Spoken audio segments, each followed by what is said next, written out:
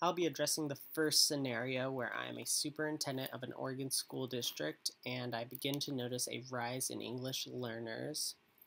I will focus on creating a presentation to my community, being the school board members and the families of the students in my schools. Uh, Creating a presentation that will introduce a proposition for dual language immersion across the entire district. I would focus this program on having multiple language options because depending on my community, I would most likely have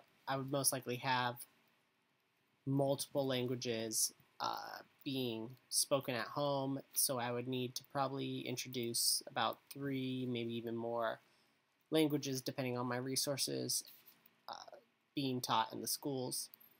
All students would learn English as well as another language, most likely correlating with what they would speak at home or have some parental choice, being that that's a big part of students' educational paths.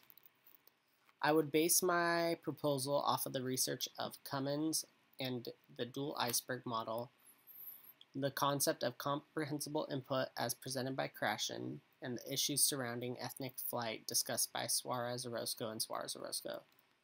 Now, in a perfect world, I can set up a dual language school district without any resistance from the community. But the reality is that I will probably face reasonable opposition from the community of native English speakers who don't understand the research behind this choice. I think that because I am proposing that the schools change to include language that students are literate in, then I am pushing the problem onto the children who don't know the new languages that are coming into the schools. For example, if Spanish were being included in the dual language model, then English native speakers would be at a disadvantage. This isn't necessarily true. As I would present, it would be perceived that instead of making the schools better, or the parents would perceive that instead of making the schools better, I'm just making them fairer by saying that one language will understand and learn during half the day, and the other will learn during the other half of the day. Like I said, this isn't necessarily true. The reality behind my decision is that I am not making the schools fair, but instead making the schools better for all of the students, as we will see later on. The main premise I will use in my proposition for the dual language district is the reality of the inequalities that are created when we ask students to assimilate to a new language without maintaining their old language ability. This creates a scenario of ethnic flight as described by Suarez-Orozco and Suarez-Orozco when they state, we contend that while ethnic flight is a form of adaptation that can help a person make it by mainstream society standards, it frequently comes at a significant social or emotional cost. Now, this cost represents the inequality as we are not asking the English native students to abandon a community of support in order to succeed in the schools, yet this is what we are currently requiring our English learners to do. And this is a good point because if we create a dual language school system, we are not asking the English natives to do this as the society around them supports their English and supports their building of a community still without having to abandon any of that during a dual language school system. I will go on to use the dual iceberg model as presented by Cummins to represent how English speakers won't lose any instruction as they will be able to learn the academic skills in the English language and then learn another language to allow them to practice these skills in multiple communities. Cummins states that although the surface aspects, examples, pronunciation or fluency, etc., of different languages are clearly separate. There's an underlying cognitive and academic proficiency that is common across languages. An analogy of this would be when a student learns the life cycle of a fish. This life cycle isn't going to change through translation. The fish will go through the same stages regardless of the language that the students are being taught about it.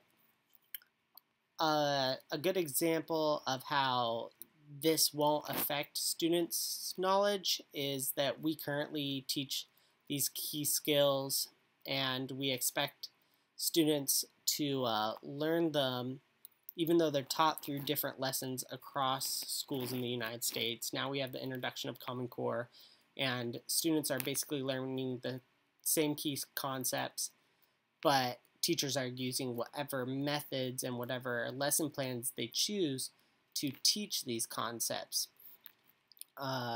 Changing the language is just changing the lesson. It's not changing the concept. So even teaching them through a different language won't change the academic knowledge gained by the lesson being taught.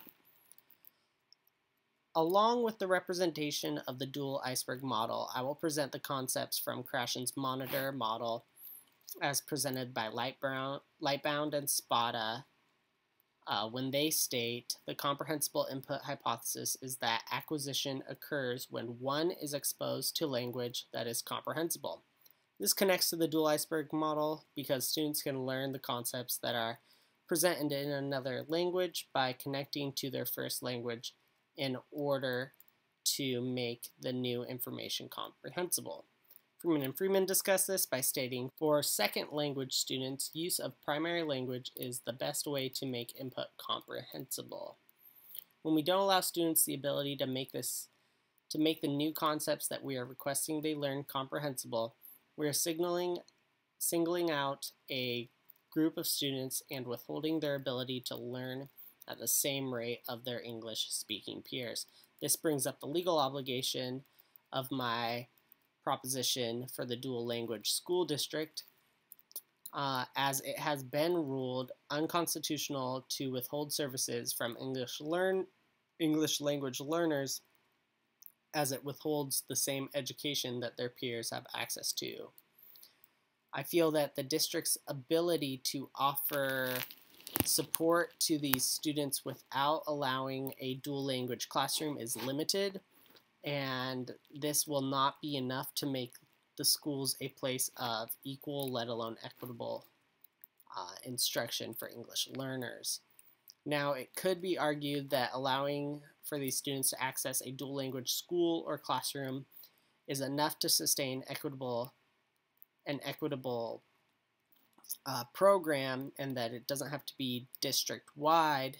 And while this might be currently true, I feel that changing the system of the entire school district will be most beneficial to all of the students that are educated in our buildings.